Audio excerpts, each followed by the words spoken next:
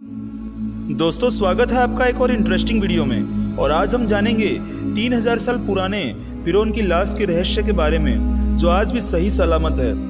दरअसल सन 1898 में मिस्र के लाल सागर के किनारे एक काफी पुराना इंसान का शरीर मिला, जो आश्चर्यजनक रूप से हजारों साल गुजर जाने के बावजूद भी सुरक्षित था।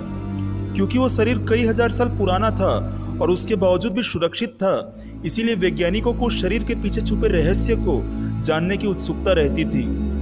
टेक्नोलॉजी के अभाव के कारण उस समय शरीर को प्रिजर्व कर रखना ही सही समझा गया। लेकिन उसके ठीक 83 साल बाद यानी कि सन 1981 में इस शरीर को चिकित्सीय जांच के लिए फ्रांस भेजा गया, जिसके बाद इस शरीर पर डॉक्टर मॉरिस द्वारा कई परीक्षण किए गए। इस जांच के बाद ये निष्कर्ष निकाले गए कि जिस व्यक्ति का भी ये शरीर है, उसकी मौत समुद्र में डूबने के कारण हुई थी, क्योंकि डॉक्टर मॉरिस को उस डेड बॉडी में समुद्री नमक का कुछ भाग मिला था। साथ ही ये भी पता चला कि इस व्यक्ति को डूबने के कुछ ही समय बाद समुद्र से बाहर निकाल लिया गया था।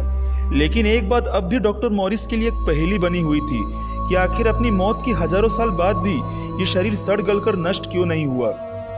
कुछ दिनों बाद डॉक्टर मॉरिस को अपने सहकर्मी से एक सच पता लगा कि कुछ मुस्लिम लोग बिना जांच पड़ताल और रिपोर्ट के सामने आए हैं और उन्होंने कहा कि ये व्यक्ति समुद्र में डूबकर मरा था और ये बॉडी उस फिरौन की है जिसने भगवान के मैसेंजर और उसके साथियों का कत्ल करना चाहा था। क्योंकि फिरौन के समुद्र में डूबकर मरने और उसकी लाश के हमेशा सुरक्षित रहने की बात उनकी पवित्र पुस्तक कुरान में लिखी है, जिस पर वे विश्वास करते हैं। ये बात सुनकर डॉक्टर मॉरिस को बेहद हैरानी हुई कि इस डेड बॉडी के समुद्र में डूबकर मरने की बात उन्हें कैसे मालूम हुई, जिसका पता मैंने कई आधुनिक मशीनों की सहायता से लगाया था। और इस लाश के बारे में हमें 83 साल पहले ही पता चला था, तो ये बात 1400 साल पहले कैसे लिखी गई। और जब इस लाश के हजारों साल सुरक्षित रहने की बात को डॉक्टर मॉरिस नहीं पता लगा पाए, तो इसे उन्होंने ईश्वर का चमत्कार ही माना। तो क्या दोस्तों, वाकई में ये लाश उस फिरौन की है जिसके बारे में कुरान, बाइबल और तौरेत में लिखा हुआ है? हाँ, कुछ सबूत है जो इस बात को सही साबित करते हैं, लेकिन कुछ पॉइंट्स ऐसे भी हैं जो इस बात को पूरी तरह सच होने से रोकती हैं। जैसे कि 1981 में इस लाश को फ्रांस में भेजना। दरअसल सन 1981 में ये लाश काफ़ी बुरी तरह से सड़ने लगी थी, जिसके बाद कुछ वैज्ञानिकों द्वारा इसे सुरक्षित रखने की मांग की गई, जिसके बाद इस बॉडी को जांच के लिए फ्रांस भेजा गया। अगर सच में ये उसी फिरौन की लाश है जिसके बारे में लिखा गया था कि इसकी लाश को भगवान हमेशा सही सलामत रखेगा, तो वो बॉडी 1981 में सड़ने क्यों लगी? ये बात इस बॉडी के फिरौन होने पर कई प्रश्न खड़े करती है। दूसरी बात यह है कि उस समय इजिप्शियन डेड बॉडी को ममिफिकेशन के जरिए संभाल कर रखते थे, जिससे वे बॉडीज कई सालों तक सुरक्षित रहती थी।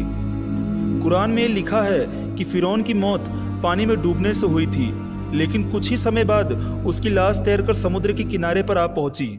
तो ऐसा भी हो सकता है कि उस समय इजिप्शियंस ने उसकी बॉडी को ममिफिकेशन प्रोसेस से प्रिजर्व किया हो और कई सालों बाद किसी कारणवश वो लाश फिर समुद्र में पहुंच गई हो या फिर फेंक दी गई हो।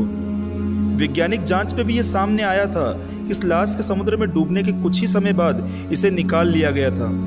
तो इससे भी यह बात साबित होती है कि ये लाश हमेशा से पानी में मौजूद नहीं थी और इसे बाद में दोबारा समुद्र में फेंका गया होगा, जिसके बाद हो सकता है कि इस बॉडी पर किए गए ममिफिकेशन प्रोसेस के कारण ही ये पानी में भी सुरक्षित रही हो, क्योंकि पानी से बाहर आने के 83 साल बाद ही इस लाश का सड़ना शुरू हो गया था। मैं तो यही मानता हूँ कि दुनिया में घटने वाली हर एक घटना के पीछे वैज्ञानिक कारण होता है। दोस्तों, इस पर आपकी क्या राय है?